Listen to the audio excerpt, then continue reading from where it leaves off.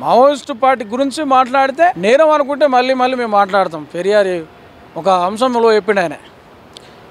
ఎందుకు మాట్లాడకూడదు? మావోయిస్టులు మనసులే కదా, మనువాదులు మనసులైనప్పుడు మావోయిస్టులు కూడా మనసులే కదా. కాబట్టి శాంతి చర్చలకు ఎందుకు విలువరు ఓం మంత్రి గారు? మీరు శాంతిని ఎందుకు కోరు ప్రధానమంత్రి గారు? ఆ పిరీషనుక గారెందుకు ఓం మంత్రి గారు?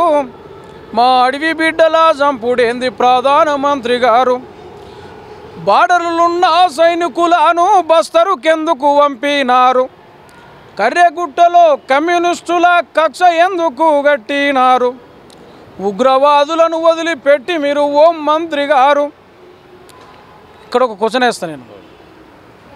ప్రజా కవి గాయకునిగా ప్రజల కోసం కుట్లాడుతున్నది కమ్యూనిస్టులు కాబట్టి 100% క్వశ్చన్ వేస్తా.